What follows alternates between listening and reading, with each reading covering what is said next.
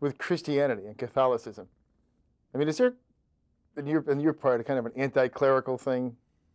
No, not, I don't think really very strong. I mean, of course, I just as a sane person, I hope I'm a sane, conscious person. It just seems to me certain aspects of Catholicism and of the Vatican that they are in a position more than anyone to do so much good for the world, and that I know the nature of how some of these policies are evolved, and it's irritating when an institution like that loves people is not aiding them in some of their policies and some of the dictum and some of what we know is the historical corruption of. But corruption of these old organizations is nothing unique to the Vatican or to so many institutions. But here, in issues of the population, of the worth of the world, of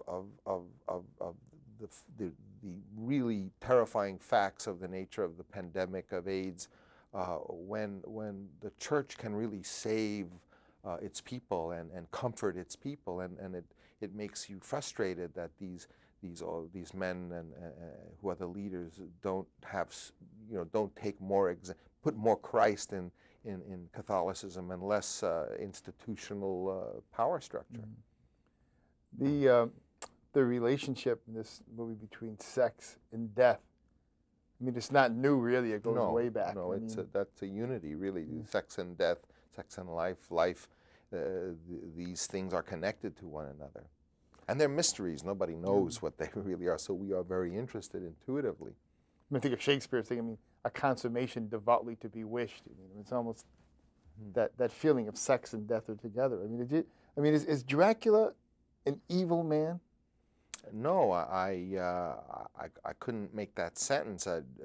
Dracula is a figure, a fictional figure in a fairy tale that is a fallen angel. I see him as Lucifer, where, in our story, which deals with the real historical Vlad Dracula, he was a hero. He was Dracul. He was son of Dracul. That's the order of St. George and the Dragon, and it's a protector of Catholicism because they were the front ranks against the Turkish expansion of the Ottoman Empire, and they were knighted and heroes of the church, and our little parable tells a story, much as in the Lucifer story, of how God's most beautiful angel turns against him, renounces him, and it implies the theme that really evil is nothing more than a renunciation of good, that evil is nothing more than the shadow of good, that there is no evil as an independent force.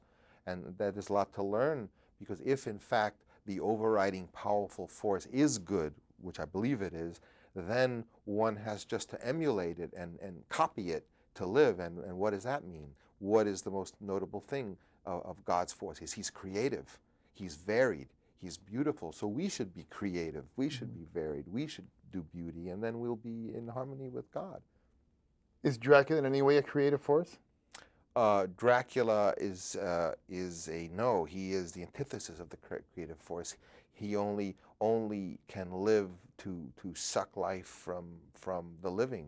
We are the blessed, and Dracula exists only as a shadow figure by which we can try to better understand. Because we have so many impulses coming from our soul and our intuition. We know that life is a mystery. We know about eroticism because 5 in the morning we have these kind of dreams and images. So this is coming from our very essence, and sometimes to understand it better we want a parable or a fairy tale by which we can hook onto it. And I think I haven't thought about it a lot on that level, but that's the comfort of these types of stories.